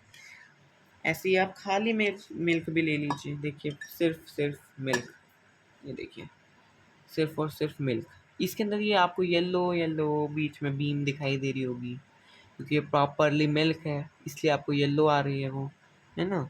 देखिए लीजिए यहाँ है येलो। ये क्यों हुआ? ये हुआ सिर्फ और सिर्फ आपके ब्राउनिंग मूवमेंट की वजह से, है ना। तो अब हम नेक्स्ट टॉपिक के ऊपर चलते हैं, क्योंकि आपको ये आई होप सो प्रॉपरली समझ में आ चुका होगा। मैं छोटा लेक्चर बना रहा हूँ, सिर्फ 1 घंटे के आसपास का, क्योंकि आप इसको देखेंगे एग्ज़ाम के टाइम पर ना। 1.5 आवर के आसपास का आपका ये हम लेक्चर बना रहे हैं, वन शॉट बना रहे हैं। तो मैं इसको खाली कर दिया। एंड नाउ चलिए, ब्राउनिंग मूवमेंट तक हो चुका है। नेक्स्ट चलते हैं saturated solution and their separation. Mixtures and their separation हमारे उसका नाम था, है ना। और अब सेपरेशंस का काम आना शुरू हो चुका है। तो सैचुरेटेड सॉल्यूशन क्या है? सैचुरेटेड सॉल्यूशन, अ सॉल्यूशन, अच्छे से दिखाई नहीं दे रहा होगा, मैं जूम इन कर दूँगा। A solution in which no more solute can dissolve, जिसके अंदर और ज़्यादा सॉल्यूट डिजॉल्व नहीं हो सकता, at that temperature, particular temperature is called saturated solution. काफ़ी आसान था, समझ आ गया होगा कि जब एक सॉल्यूशन के अंदर और पार्टिकल्स ऐड नहीं हो सकते, वो सैचुरेटेड सॉल्यूशन है ना। वो आपका सैचुरेटेड सॉल्यूशन है जब उसके अंदर हम और पार्टिकल्स को ऐड नहीं कर सकते। क्यों नहीं कर सकते? क्योंकि उसके जो इंटरमॉलिक्यूलर स्पेस है वो भर चुका है। ये हमने अभी पहले भी पढ़ा है ना। तो अब देखते हैं मेथड्स ऑफ सेपरेटिंग कंपोनेंट्स। हमारे मेथड सेपरेट करने के लिए कंपोनेंट्स को। अब separation techniques are used to obtain pure substance from mixtures. Mixture से प्योर सब्सटेंस को ऑब्टेन करने के लिए, मतलब जो आपका मिक्सचर है, मतलब कि मान लो कि हमने अभी जो हमारा पानी था और चीनी था, वो भी तो एक मिक्सचर ही है, पानी और चीनी। उसमें से चीनी को और पानी को अलग करने के लिए हम सेपरेटिंग मेथड का यूज़ करेंगे। और प्योर सब्सटेंस ऑब्टेन करने के लिए, प्योर सब्सटेंस ना, the choice of method the choice of method depend on the nature of the component। वो component of nature के ऊपर डिपेंड करेगा कि आप कौन सा मेथड यूज़ कर रहे हैं। जैसे फिल्ट्रेशन सॉल्यूशंस के ऊपर नहीं कर सकते हम, इवेपोरेशन, डिस्टिलेशन और सब्लिमेशन, और भी है ना, और भी है। ये 4 बस बेसिक से आपको बताए गए। एनसीईआरटी में भी और हैं, खाली एनसीईआरटी के लिए मैं ये नहीं कह रहा कि बस यही हैं, और भी हैं, ये खाली मेरे नोट्स के अंदर इतने, एनसीईआरटी में भी हो रही हैं। तो अब आ जाते हैं हम एक बार डिस्टिलेशन पर, है ना। अब हम स्क्रीन को ऐसा कर देते हैं, गिम्बल को ऊपर की साइड रोटेट कर देते हैं, ठीक है, क्योंकि अब हमारी वर्टिकल वो आ चुकी है, सॉरी वर्टिकल नहीं, है ना, स्लाइड आ चुकी है अब हमारी। तो अब हम डेफिनेशन पर आते हैं। डिस्टिलेशन क्या है? Distillation is the process, distillation वो प्रोसेस है use to separate a liquid, एक लिक्विड को मतलब सॉल्वेंट को, from the solution by heating. Solutions में से अलग करने के लिए इसका यूज़ किया जाएगा, है ना। ऑपेसिटी कम रखते हैं, साइज बड़ा करते हैं ना। it to form vapor and then cooling the vapor to get the pure liquid back। मतलब ये मैं आपको अभी, आप इस डेफिनेशन को याद कर लीजिए अच्छे से, क्योंकि मैं इसको यहाँ पर आपको अच्छे से नहीं समझा पाऊँगा जितना अच्छे से मैं आपको इसको समझा पाऊँगा हमारे नेक्स्ट डायग्राम के ऊपर। यहाँ से आगे आपको डायग्राम मिलेगा, डायग्राम्स के अंदर आप अच्छे से समझ पाएंगे। तो इसके प्रिंसिपल्स देख लीजिए। Liquids are in a mixture have different boiling points. इसके अंदर डिफरेंट बॉइलिंग पॉइंट्स होते हैं। The liquid which lower boiling point, जिसका लोअर बॉइलिंग पॉइंट होता है, बॉइलिंग पॉइंट कम होता है, पॉइंट इवेपोरेट्स फर्स्ट, वो पहले इवेपोरेट हो जाता है। मतलब बहुत सिंपल प्रिंसिपल है। ये जो डिस्टिलेशन प्रोसेस है, पहले आप डिस्टिलेशन प्रोसेस को समझिए कि डिस्टिलेशन प्रोसेस क्या था। किसी सॉल्वेंट में से सॉल्यूट को अलग कर देना, दो लिक्विड्स में, सिर्फ लिक्विड्स में, सॉलिड्स के लिए यूज़ नहीं होगा ये, सिर्फ और सिर्फ लिक्विड्स में, ठीक है। सेपरेट किस लिए यूज़ किया जाता है? Use to separate solvent from solution, solvent को सॉल्यूशन से, obtain pure water from impure water, pure water को लेने के लिए इम्प्योर वाटर से, separate two miscible liquids, two miscible liquids, ये पॉइंट को अच्छे से याद कर लो। सिर्फ यूज़ होगा दो मिसिबल लिक्विड्स को सेपरेट करने के लिए, किसी और को सेपरेट करने के लिए यूज़ नहीं होगा। स्टेप्स को भूल जाइए, है ना, स्टेप्स को छोड़ दीजिए, ये हमारी ज़रूरत नहीं है। अब हम नेक्स्ट स्लाइड के ऊपर आ जाते हैं। ये हमारा डिस्टिलेशन का डायग्राम, मैं इस डायग्राम में से आपको समझाने वाला हूँ ना। तो मैं आपको इसकी मदद से पूरा डिस्टिलेशन प्रोसेस समझाने वाला। पहले आप डायग्राम को देखिए अच्छे से। क्या रखा है? ये एक फ्लास्क रखा है, ये पूरा, है ना, ये एक पूरा फ्लास्क रखा है। इसके ऊपर ये क्या लगा हुआ है? ये क्या है? ये बड़ा बीकर सा लगा हुआ है, मतलब एक स्ट्रॉ टाइप चीज़ लगी हुई है जो यहाँ से बंद है, ऊपर से बंद है। ऊपर क्या लगा हुआ है? थर्मामीटर लगा हुआ है टेम्परेचर को नापने के लिए। इसके अंदर दो लिक्विड्स का मिक्सचर है ना। यहाँ से जो ये जा रही हैं, ये वेपर जा रही हैं। ये कंडेंसर लगा हुआ है, वैसा ही कंडेंसर है जैसा आपके घरों के एसी के अंदर होता है। तो ये फ्लास्क रखा हुआ है, ये फ्लास्क है जिसके अंदर कंडेंसर से वेपर लिक्विड बनकर आ रही है। तो ये हो क्या रहा है? इस प्रोसेस को अच्छे से समझने के लिए पहले एक बार मैं सब कुछ हमारा लिखा हुआ डिलीट कर देते हैं। देन सबसे पहले अब मैं आपको, देखिए, मैंने मान लो कि ये फ्लास्क था, ये जितना भी कुछ ये सब कुछ लिखा हुआ है इनको भूल जाओ।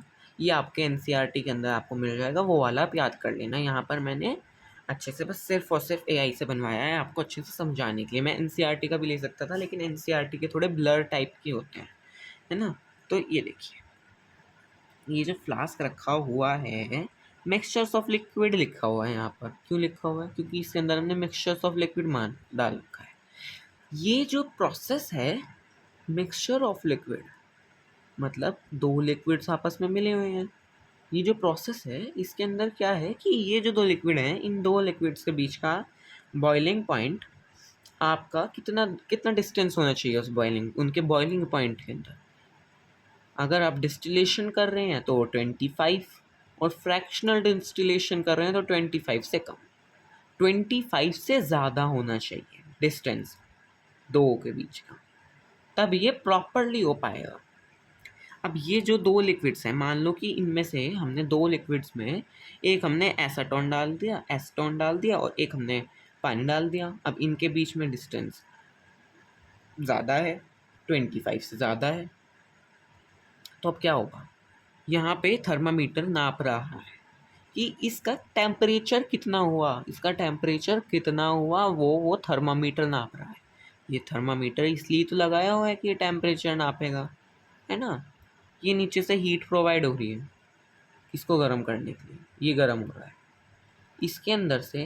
क्योंकि अब डिस्टेंस 25 डिग्री सेल्सियस का है, तो सिंपल सी बात आप समझो कि एक पहले इवेपोरेट होगा, जिसका बॉइलिंग पॉइंट कम है वो पहले इवेपोरेट होगा, जिसका ज़्यादा है वो लेट में इवेपोरेट होगा। तो मान लो अब एसीटोन का, जैसे कम एसीटोन का है, तो वो इवेपोरेट हो गया, उसके जो पार्टिकल्स बने, उसकी जो गैसेस बनी, ये ऊपर आई, यहाँ से वेपर की तरह यहाँ पर गई, इसके अंदर यहाँ पे डायरेक्टली यहाँ पर गई। अब यहाँ पे कंडेंसर लगा हुआ है, ये देखो, ये कूल वाटर इनके लिखा हुआ है कि हमने कंडेंसर के अंदर ठंडा पानी डाला। हमने यहाँ पर ठंडा पानी नहीं डाल दिया, यहाँ से कंडेंसर के अंदर ठंडा पानी डाला और यहाँ से गर्म पानी आ रहा है।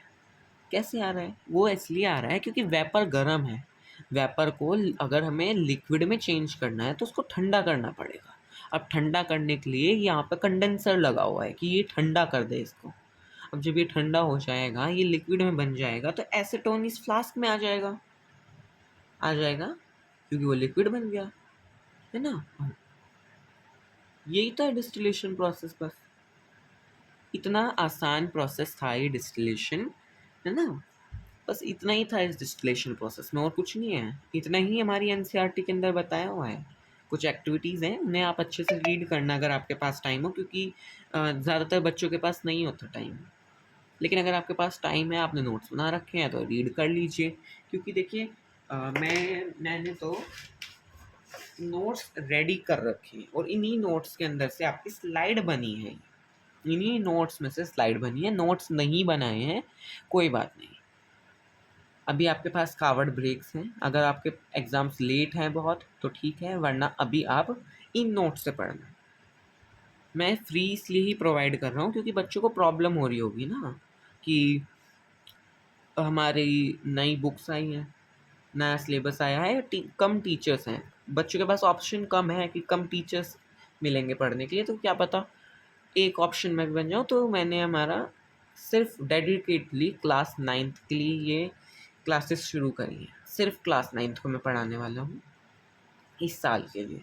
अगले साल देन हम 10th को, फिर 11th को, फिर 12th को, और उसके बाद फिर जो उन सी क्लासेस को हम पढ़ाना चाहेंगे हम उस क्लासेस को पढ़ा देंगे, है ना। तो इसलिए देखिए ये वाला आप मेरे चैनल को ज़रूर सब्सक्राइब करना। और अगर आपको यहाँ तक सब कुछ समझ में आया है और आपने अच्छे से उसको देखा भी है, सो उसके लिए मैं आपको थैंक यू कहना चाहूँगा कि आपने यहाँ पर काफ़ी सपोर्ट दिखाया, ना कि स्क्रॉल करते गए। सो अब हम नेक्स्ट चलते हैं ना। तो ये हमारा हो चुका है। नेक्स्ट टॉपिक है हमारा क्रिस्टलाइजेशन एंड सेंट्रीफ्यूगेशन। सो मैं आ चुका हूँ, सॉरी ये, हाँ हाँ, तो अभी हम क्या पढ़ने वाले हैं? हम पढ़ने वाले हैं क्रिस्टलाइजेशन एंड सेंट्रीफ्यूगेशन। पहले तो सेंट्रीफ्यूगेशन नेक्स्ट टॉपिक है, पहले हम क्रिस्टलाइजेशन पढ़ेंगे। ये जो इसके हाथ में है ये क्रिस्टल है। क्रिस्टल आपने भी अपनी लाइफ के अंदर कभी ना कभी देखा ही होगा, है ना। आपने माइनक्राफ्ट कुछ बच्चे खेलते होंगे तो उनके अंदर पर्पल से भी कुछ ऐसे ही होते हैं ना क्रिस्टल, पर्पल पर्पल ऐसे ही कुछ क्रिस्टल्स होते हैं मे भी। तो हाँ, यही है क्रिस्टलाइजेशन का प्रोसेस। तो अगर हम इसको थोड़ा बुकिश लैंग्वेज की तरफ जाएं तो the method is used to obtain a pure solid from the saturated solution. एक सैचुरेटेड सॉल्यूशन क्या था?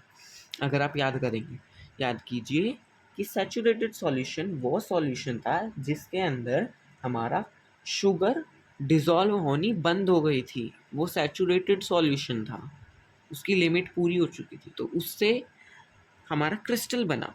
अब क्रिस्टल मतलब शुगर का नहीं बना, मतलब शुगर के भी क्रिस्टल्स होते हैं। जो मिश्री है वो एक क्रिस्टल है। किसका? शुगर का क्रिस्टल है वो। मिश्री शुगर का क्रिस्टल है। सॉरी, इसको थोड़ा नीचे कर दें। हाँ, तो मिश्री शुगर का एक क्रिस्टल है। तो ये देखिए, a crystal is a solid with the particles arrange in regular geometrical patterns. वो एक ज्योमेट्रिकल पैटर्न्स के अंदर अरेंज हुए होते हैं, ठीक है। यही है क्रिस्टलाइजेशन का प्रोसेस। इतना ही हमारी बुक्स के अंदर दिया गया है। The method is used to obtain a pure solid from a saturated solution. A crystal is a solid with particles arranged in a regular geometrical patterns. ठीक है, बस method use to obtain pure solid. Pure solid लेने के लिए from a saturated solution, वो crystallisation है। अब centrifugation. अब सेंट्रीफ्यूगेशन भी काफ़ी इंटरेस्टिंग टॉपिक है।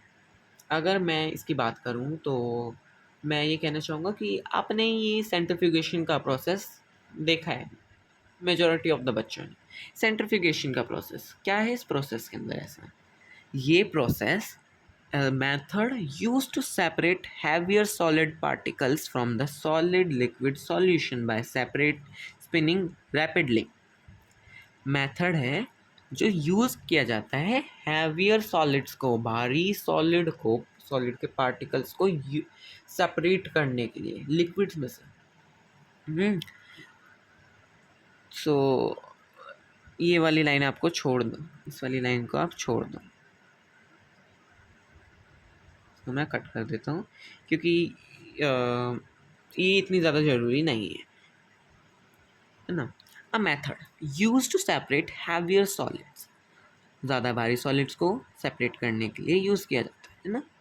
तो है कौन से में ज़्यादा भारी क्या कहते हैं उन्हें, सॉलिड्स जो सेपरेट हो रहे हैं? ईंट है कि ईंट नहीं, वो है आपका बटर।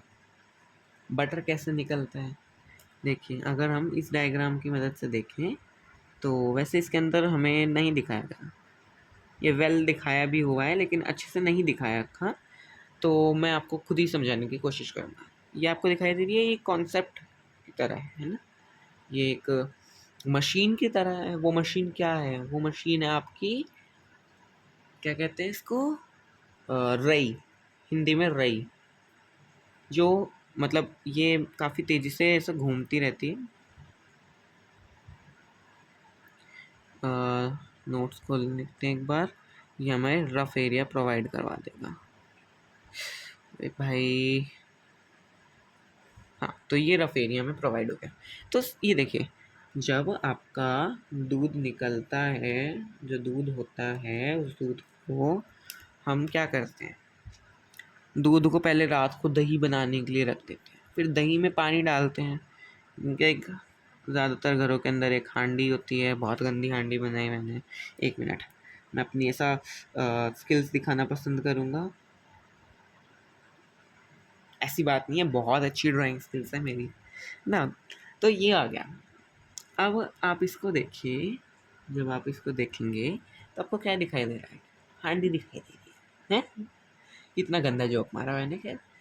लेकिन अब एक बार थोड़ा सा समझ लेते हैं। जब यहाँ पर दही थी, इसमें दही थी, हमने पानी डाला, तो इस दही के अंदर कुछ बटर ऑलरेडी था, है ना। बटर इसके अंदर ऑलरेडी बटर था, तो हमने वो बटर को रैपिड स्पिनिंग की मदद से, जो रई की जो मशीन होती है वो रैपिड स्पिनिंग का यूज़ होती है, रैपिड स्पिनिंग करती है,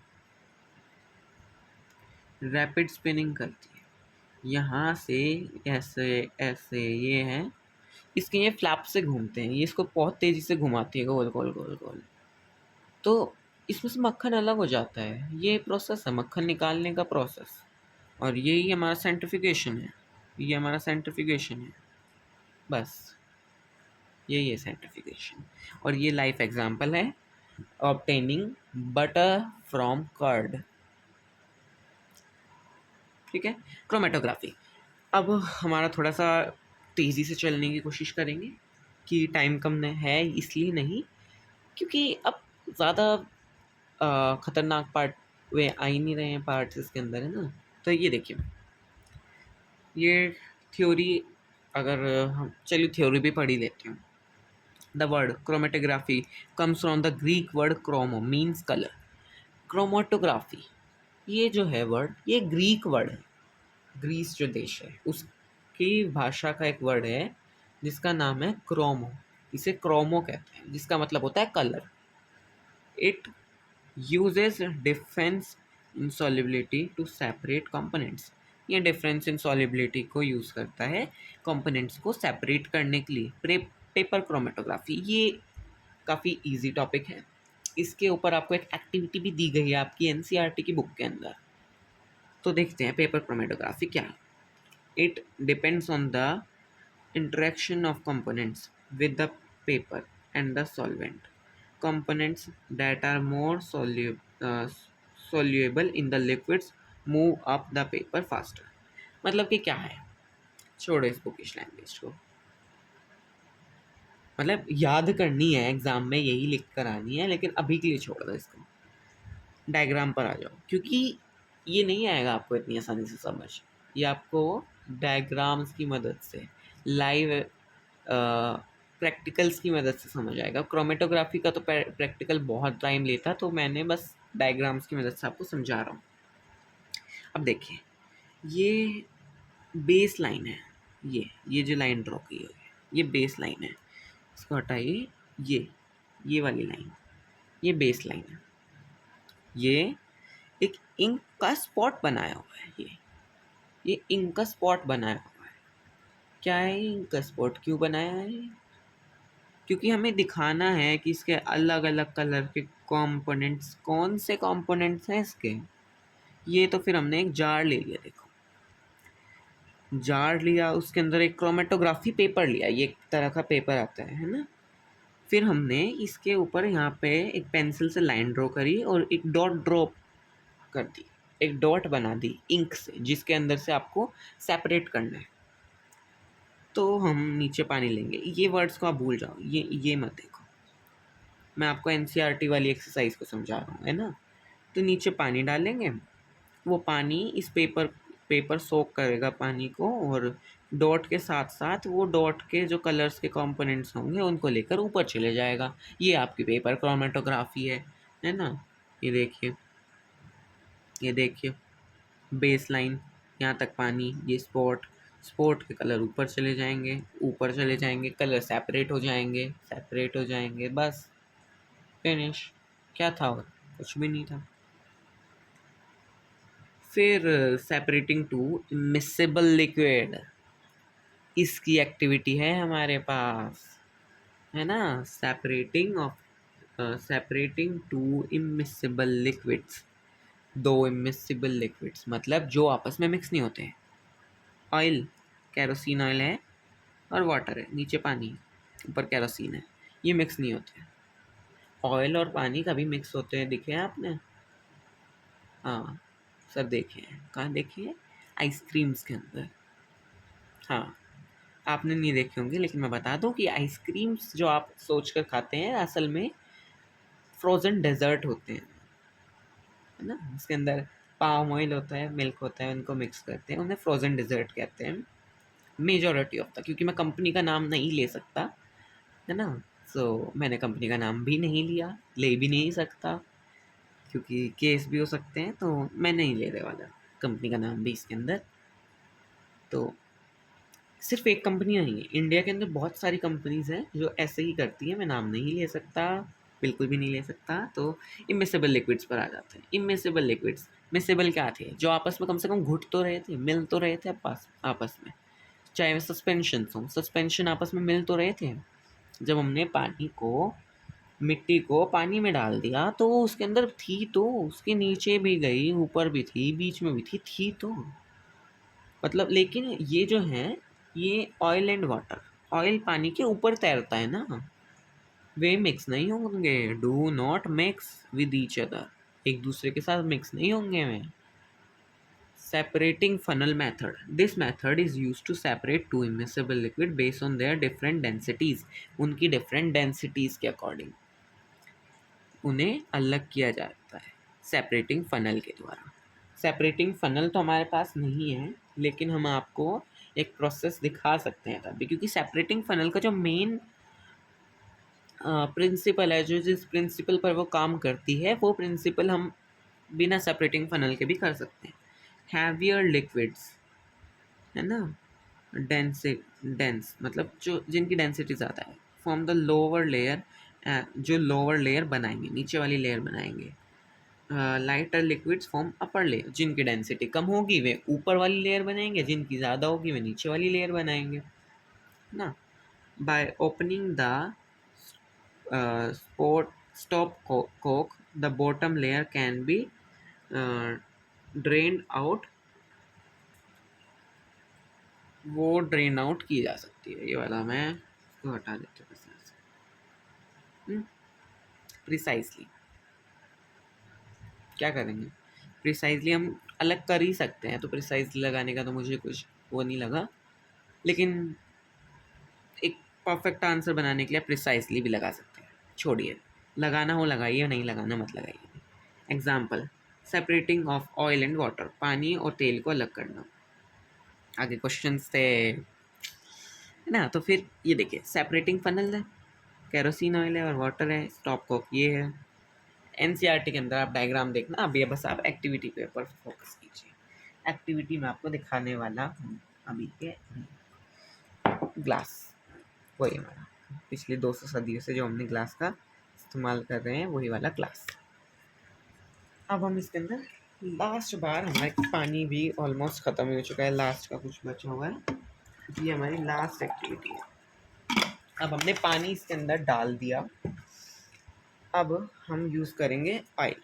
ये ऑयल की तरह का, ये हमारे पास घी है, ठीक है, क्योंकि ये भी ऑयल की तरह ही प्रॉपर्टीज़ इसकी है। तो जब मैं इसको पानी में डाल दूँगा तो ये ऊपर की कलर लेयर फॉर्म कर देगी, ये ऊपर एक अलग अलग लेयर फॉर्म कर देगी, है ना। अब सेपरेटिंग फनल क्या करेगा, ये जो नीचे वाली लेयर है, ये नीचे वाली लेयर, ये नीचे वाली लेयर ड्रेन आउट कर देगा यहाँ से। ये स्टॉप कॉक जो है, ये स्टॉप कॉक की मदद से ये इस लेयर को, जो पानी की लेयर नीचे है, इसको निकाल देगा। लेकिन जो ऊपर केरोसिन ऑयल की लेयर है, ये जो ऊपर केरोसिन ऑयल की लेयर है, ये ऊपर ही रहेगी।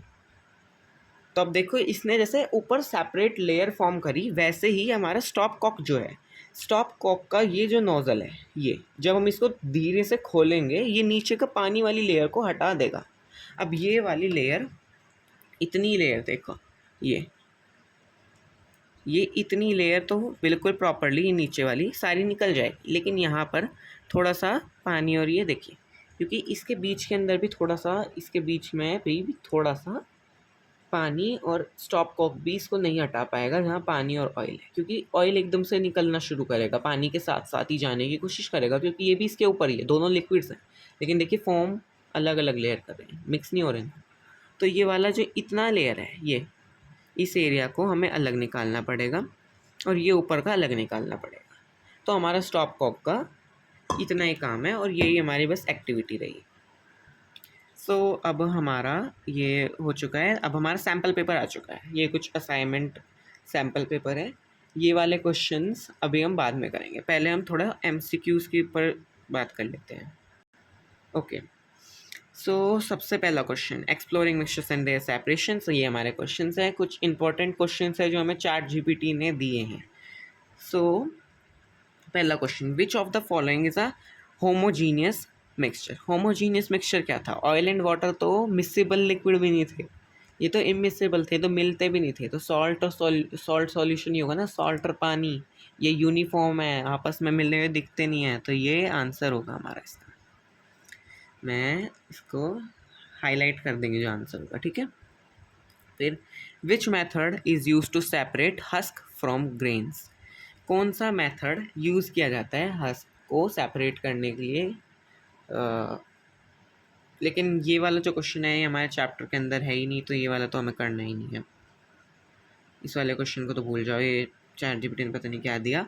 विच of the following can be separated using magnet. कौन सा मैग्नेट से सेपरेट किया जा सकता है, साल्ट और शुगर, चीनी नहीं की जा सकती ना, तो आयरन फिल्स इन सैंड, सैंड वहीं पर रह जाए, तो ठीक है, इसका आयरन फिलिंग्स हो गया, क्योंकि आयरन के जो फिलिंग्स होंगे, आयरन के जो पार्टिकल्स होंगे, वे मैग्नेट अपने साथ स्टिक कर लेगी, और जो सॉल्ट के और शुगर के हैं वे तो स्टिक होंगे ही नहीं। तो next question, in which method is clear upper layer carefully powdered of without disturbing the sediment. तो ये जो चौथा है, इसका देखिए, which method is the clear upper layer liquid carefully. Decantation, ऊपर की लेयर कौन क्लियर करेगा, ऊपर की लेयर डिकेंटेशन क्लियर करेगा, सेडिमेंटेशन ऊपर की लेयर नीचे बिठाता है। ये प्रोसेसेस आपने पिछली क्लासेस में पढ़े हुए हैं, तो जिससे आपको रिवीजन हो जाए, इसलिए मैंने इसको इन स्लाइड्स के अंदर डाला है, क्योंकि हो सकता है कि इनसे भी क्वेश्चंस आए, है ना, इनसे भी क्वेश्चन आ सकते हैं। बल्कि वो जो सैम्पल पेपर है, वो सैम्पल पेपर आप सॉल्व करेंगे, वो मैं सॉल्व करके नहीं दिखाने वाला आपको। हो सकता है कि मैं उसकी नेक्स्ट वीडियो बनाऊं, सैम्पल पेपर को सॉल्व करने की, वो मैं आपके लिए सॉल्व नहीं करने वाला, वो आप ही सॉल्व करेंगे। ये लास्ट स्लाइड है हमारी, उसका स्क्रीनशॉट आप ले लीजिए तो आपको इंपॉर्टेंट क्वेश्चंस का भी पता लग जाएगा, ठीक है। Which technique is used to obtain salt from salt water? Evaporation. बहुत सिंपल सी बात है, इवेपोरेशन ही यूज़ किया जाएगा ना सॉल्ट को करने के लिए, क्योंकि पानी जो है वो इवेपोरेट होकर ऊपर चले जाएगा और नीचे की साइड क्या बचेगा, वो बचेगा सॉल्ट, क्योंकि सॉल्ट सॉलिड है, वो इवेपोरेट होकर ऊपर नहीं उड़ेगा, ठीक है। हाँ, why is filter paper use in filtration process? Filtration process में फिल्टर पेपर क्यों यूज किया जाता है? ठीक है, to speed up the process, to separate insoluble solids from liquid, ये होगा ना बी वाला। स्पीड अप थोड़ी करेगा, वो तो फिल्ट्रेशन पेपर है, वो तो फिल्टर करेगा बस, है ना। To separate insoluble solids from liquid. अब सेवेंथ क्वेश्चन देखेंगे, which of the following is an example of sublimation? Sublimation का कौन सा एग्जाम्पल है? सब्लिमेशन शायद मैंने आपको पढ़ाया नहीं है, तो मैं आपको सब्लिमेशन भी अभी एक बार दोबारा पढ़ा दूंगा। उसका है कैम्फोर, ठीक है। सब्लिमेशन का प्रोसेस, सॉरी इसी स्लाइड के अंदर नहीं था, लेकिन अब मेरे याद आ चुका है कि हाँ सब्लिमेशन का प्रोसेस स्लाइड के अंदर हमने नहीं डाला, तो मैं पढ़ा दूंगा। 3 क्वेश्चन हो जाएंगे हैं। Distillation is use to separate a mixture of. Distillation किस किस लिए यूज होता है, किन मिक्सचर को सेपरेट करने के लिए यूज होता है? सॉलिड्स को? बिल्कुल भी नहीं। अ लिक्विड, क्योंकि आगे का इसके अंदर एआई ने हटा रखा है, मतलब आगे का लिखा नहीं है इन्हें, टू सॉल्युबल सॉलिड्स, लेकिन जहाँ पर लिक्विड है तो लिक्विड को ही तो सेपरेट करेगा ना डिस्टिलेशन का प्रोसेस। 2 लिक्विड जब आपस में मिक्स हैं, एक लिक्विड का बॉइलिंग पॉइंट ज़्यादा है तो वो वहीं पर रहेगा, जिसका कम है वो उड़ जाएगा, कंडेंसर से अलग हो जाएगा, ठीक है। तो लिक्विड इसका आंसर होगा, सॉलिड्स नहीं होंगे। Why is evaporation dish not covered during the evaporation? ठीक है, evaporating dish not covered during the evaporation, ठीक है। To increase boiling point? बिल्कुल भी नहीं। To allow the liquid to change into vapour,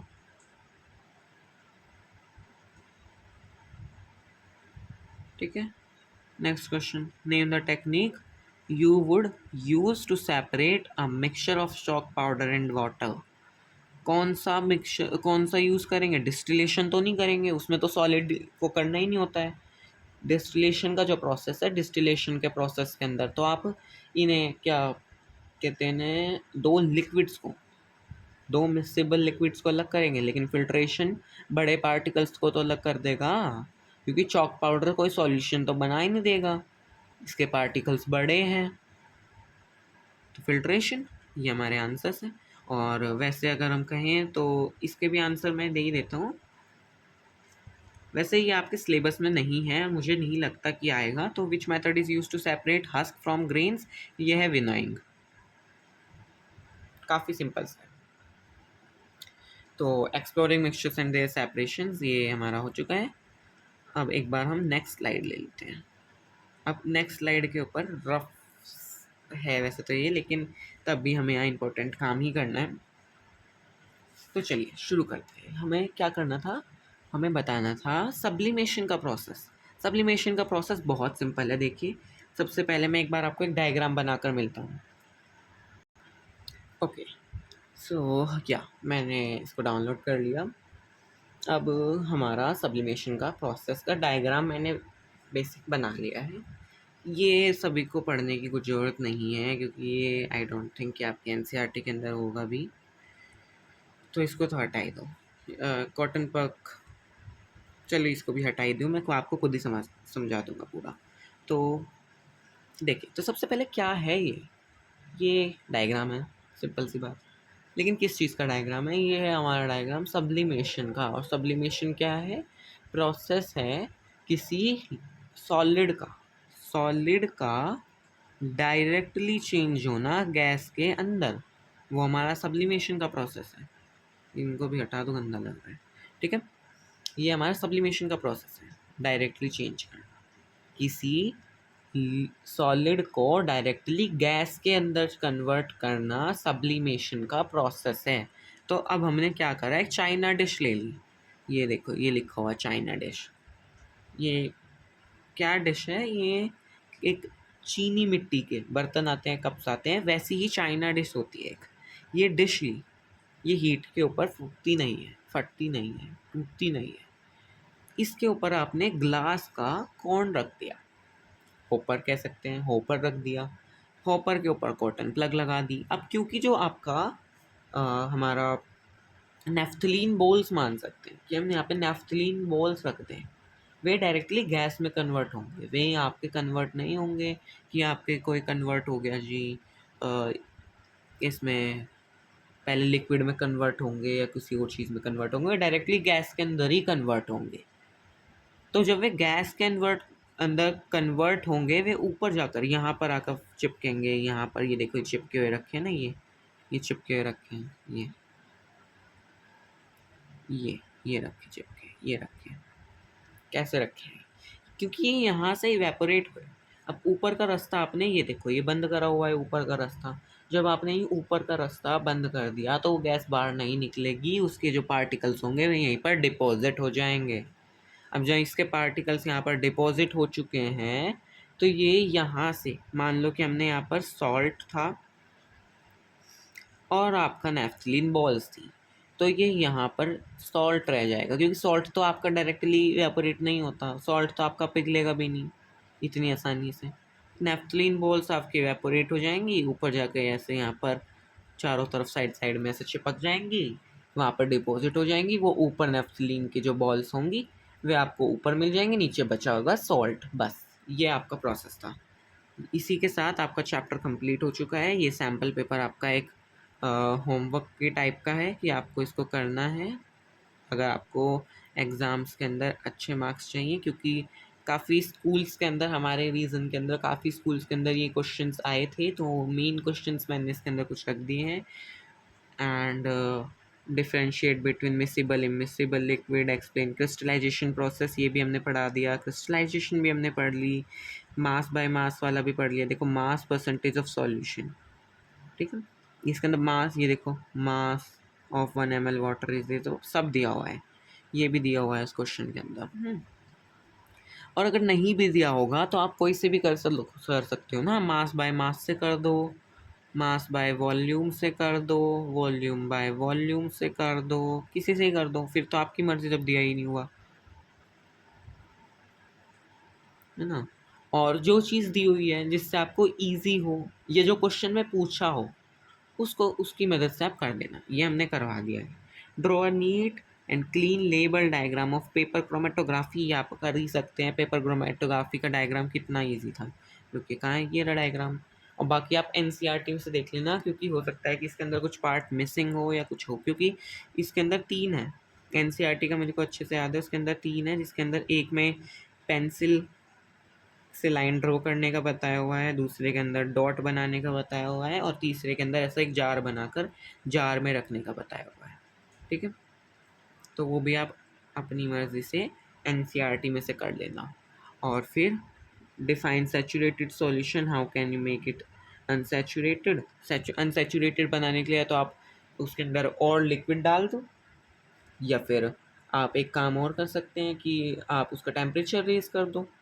अगर वो डिपेंड करता है कि आपका क्या सॉल्यूट, क्या सॉल्वेंट, क्या सॉल्यूशन क्या है आपका। व्हाट इज टिंडल इफेक्ट, ये भी हमने पढ़ा दिया है। काफ़ी इजी क्वेश्चंस हैं, इंपॉर्टेंट क्वेश्चंस हैं, ये करना। Thank you so much for watching today's video. And इसी चैनल के ऊपर आपको और भी वीडियोस मिलेंगी। ये मैंने आपको पहले भी बताया कि ये जितने भी सैम्पल पेपर्स हैं, ये सैम्पल पेपर, ये भी आपको हमारी पोस्ट के ऊपर मिल जाएगा। ये पूरी स्लाइड मैं आपको पोस्ट पे दे दूँगा, इसी चैनल के ऊपर मैं पोस्ट कर दूँगा, तो आप देख लेना। और इन्हीं नोट्स को भी आप पढ़कर जा सकते हैं, लेकिन याद रखना कि इसके अंदर एक प्रोसेस मिसिंग है, जो मेन प्रोसेस है। एक मेन प्रोसेस, एनसीईआरटी ज़रूर पढ़नी है। एनसीईआरटी के अंदर से काफ़ी क्वेश्चंस आते हैं, एनसीईआरटी के क्वेश्चंस करने हैं। बाकी जो आपके सैम्पल पेपर्स होते हैं वे अभी आप किसी एआई पर भी बनवा सकते हैं, कि और क्वेश्चंस आप किसी एआई टूल पर बनवा दें, चैट जीपीटी या जेमिनी जिस पे भी आप बनवाना चाहें, किसी पे भी आप उस पे बनवा सकते हैं। सॉल्व करेंगे तो और अच्छे से रहेगा। ये कुछ क्वेश्चंस हैं, आपको चैट जीपीटी ने इंपॉर्टेंट क्वेश्चंस कहकर बताया है। इजी मॉडरेट क्वेश्चंस थे ये, है ना, इजी मॉडरेट टाइप के क्वेश्चंस थे। सो ये क्वेश्चंस भी काफ़ी अच्छे थे। वे वाले क्वेश्चंस आपको सच में एमसीक्यूज़ के अंदर मिल सकते हैं। और ये आपका separating funnel, to immiscible liquids को सेपरेट करने के लिए क्रोमेटोग्राफी हमने पढ़ा दिया है। क्रिस्टलाइजेशन, सेंट्रीफ्यूगेशन याद हुआ होगा आपको, ये हमारा डिस्टिलेशन का था, है ना। फिर ये सैचुरेटेड सॉल्यूशन सस्पेंशंस थे। तो आपका Tyndall effect and browning motion भी हो गया, सस्पेंशंस इन कोलोइडियल सॉल्यूशंस हो गए, प्रॉपर्टीज ऑफ सॉल्यूशन सॉल्युबिलिटी हो गए, और हमारा concentration of solution, solute and solvent, homogeneous and heterogeneous mixtures. मैं फिर से बताना चाहूँगा कि ये वाली टेबल आप ज़रूर याद कर लेना, क्योंकि ये वाली टेबल काफ़ी ज़्यादा इम्पॉर्टेंट टेबल है आपके लिए। ये टेबल आपको एग्ज़ाम के अंदर फॉर श्योर आपको देखने को मिल सकती है, क्योंकि मेजॉरिटी ऑफ द स्कूल्स के अंदर आपको होमोजीनियस एंड हेट्रोजीनियस को ज़रूर देते हैं टीचर्स, और डिफरेंस तो पूछते ही हैं। और हो सकता है कि आपको 3 डिफरेंस पूछे, तो 3 डिफरेंस यहाँ पे दिए गए हैं, एक एग्जांपल आपको दिए गए हैं। तो अगर आपके स्कूल में आपको लगता है कि और भी ज़्यादा पूछ सकते हैं, तो आप किसी एआई से या कहीं और से आप आसानी से और भी डिफरेंस निकाले जा सकते हैं, लेकिन ये मेन डिफरेंस है, तो ये तो आप कर ही लेना। And good luck for your exams, upcoming exams. आप सभी के हाफ ईयरली आने वाले हैं, तो अच्छे से हाफ ईयरली के लिए प्रिपरेशन करना। अगर आपके पास टाइम हो, हाफ ईयरली में टाइम हो, तो अपने खुद के नोट्स ज़रूर बनाना। इन नोट्स के ऊपर डिपेंड मत रहना अगर आपके पास टाइम, क्योंकि जब आप नोट्स बनाएंगे वो आपको और अच्छे से याद हो जाएगा सब कुछ। लेकिन अगर टाइम कम है तो नोट्स ये वाले आप यूज़ करना, एग्ज़ाम के बाद अपना दोबारा प्रिपेयर करना। तो thank you so much for watching this video, and have a nice day or night whenever you're watching this video. Goodbye. Sayonara.